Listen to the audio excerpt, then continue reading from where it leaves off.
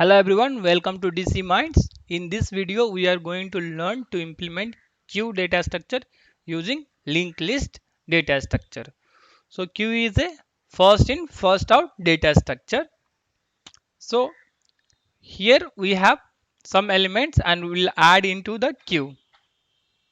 So if you see, we have empty queue here, and then we'll add all these elements. So first we'll take 5 and then add into the queue, then we'll take 2 and then 15, then 13. So now we have added all the elements into the queue. So adding the element into the queue is called insert or enqueue operation. Next, what we will do, we will delete the element from the queue. So we'll take first 5 and we'll delete it, because the first 5 element fifth this 5 was added first, and queue is first in first out. Okay, so similarly we'll take 2 and then we'll delete it, then we'll take 15, delete it, then 13, then finally the queue will become empty. So deletion operation in queue is called delete or dequeue. Okay, so here if you have seen that the first element which was added first is been deleted first. So 5 was added first, it was deleted first, then 2, then 15, then 13.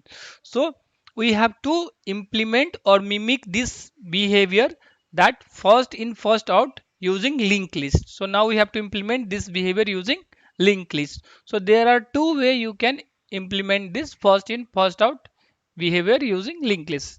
The first way is, first add or insert an element at the front of the linked list and delete the element from the end or rear of the linked list. So this operation will be enqueue function and this operation will be dequeue function. Okay, similarly there is another way where we will add the element at the end of the linked list and delete the element from front of the linked list. So this addition will be enqueue operation and deletion will be dequeue operation. Now let's see how we can implement this first in first out operation using linked list.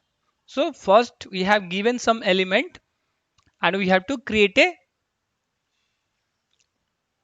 queue using linked list by adding the element at the front of the linked list. So initially this linked list is empty, this null indicates it is empty. Now we'll take 5 and we'll add at the front. So we have taken 5 and we have created a now linked list with one node. Then we'll take 2 and then we'll add at the front, then again 15, then again 13. So now the linked list is created, and this is called insert or enqueue operation. So here we are able to mimic the insert behavior of queue using linked list. Okay, so if you want to learn to write a code that will help you to perform this operation, then you can watch my video which is present at this link, where I have explained in detail how you can write the code that will help you to add the element at the front of the linked list. Okay, now let's see the deletion operation at the rear. So we have given the linked list like this and we have to delete from the end, that is this side of the linked list. So first we have to delete this 5. So what we'll take this 5 and delete it. So now the linked list will become this. So here if you see here, the 5 was added. When we added it, the 5 was added first. So while deleting it, we are deleting the 5 first. So this is called delete or dequeue operation, which is a queue operation. Okay, so now if you see here, we are able to mimic the first in first out behavior of queue using linked list, because we had added the 5 as first and then we deleted it first. So if you want to implement the code that will help you to delete the element from the rear or end of the linked list, you can watch my video which is present at this link. Okay, so now let's see the entire code.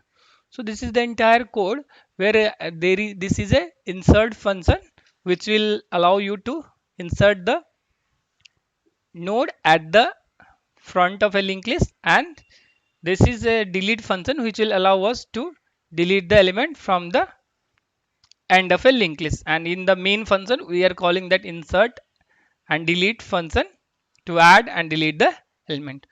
Now you can watch these videos. Basically you can learn to write the code this delete rear and insert front function code on these videos where I have explained how you can write this function and this function. Okay, now suppose there is a situation where you want to give some option to the user while implementing the queue using linked list. So basically you want to give some option to the user that for menu option basically. So for you are telling like if you press 1 then you will be able to insert the element, if you press 2 then you will be able to delete the element, and if you press 3 then you will be able to display the element of a queue or linked list. So now let's see one example. So first I'll choose it as 1. I want to add the element, so it is asking to add the element, so I am telling add 25. Then again I'll add one more element. I'll say this time 56 I want to add, and then again I want to add one more element, so I'll give 1, and I want to add 256. Okay, so I have added 3 element by giving each time 1, because 1 means insert. Now what I want to do is I want to display the element that I have added, so I'll say 3 and hit enter. So if you can see this, now all the elements are getting displayed. First 25 was added, then 56, then 256. So all the elements are added in front, so that's why this 256 is first, then this 56, and then 25. Now what I want to do, I want to delete it, so I'll say I'll give the option as 2, so I'll say enter. Now the element is deleted. So again if I display the contents of the linked list or queue, let's see what we are getting. So if you see here we are getting 256 and 56, so this 25 is being deleted. So if you observe here, 25 was added first, but while deleting also the 25 is deleted first. So it means first in first out of behavior is been implemented. So we are able to mimic the operation of queue, that is first in first out, with the help of linked list. So this is the code which help us to implement queue data structure using linked list. So we wanted to give some option to the user to perform various operation on queue. So first it says it is insert. If we give 2 then it is delete operation, and if it is 3 then we say it is a display operation, and then 4 means exit. Then we are reading the choice of the user, and then in switch case we have various condition handle. So if it is 1 then we'll call insert function. Basically we'll ask the user to give the data that we want to insert into the queue, and then we'll call the insert function. And if it is 2 then we'll call this delete function. If it is 3 then call display function, and 4 will simply return it. So we'll see each of these function one by one. So here we have insert function which help us to add element at the front of the linked list that will mimic the insert or enqueue function of a linked list. Then we have this delete function where using which we can delete the element from a linked list from the rear or end of a linked list. So this will act as a dequeue or delete operation of a queue. And then we have simply just display function which will allow us to display the content of a linked list. Okay, so all of these function I have explained in detail in my other lectures, so I'll be giving the link of those videos, and if you want to learn to write the code these codes by yourself then you can watch my videos. Okay, So this was the code which help us implement the queue using linked list. Okay, so you might ask a question, why do we need to implement queue data structure using linked list? We can implement queue using array also. So when we implement queue using array, what will happen? We have to give the size of the queue.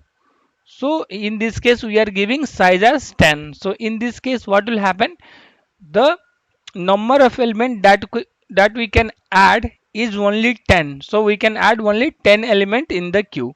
But if we implement queue using linked list, at that time we don't have to worry about the size of the linked list or queue. We can add as many element in the queue. Okay, so this is the main advantage of implementing queue using linked list. So you don't have to worry about the size of the queue. Okay, and if you want to know how you can implement queue using array, you can watch my video which is present at this link. Okay, so these are the link of the various function that we used in this video to implement the queue using linked list.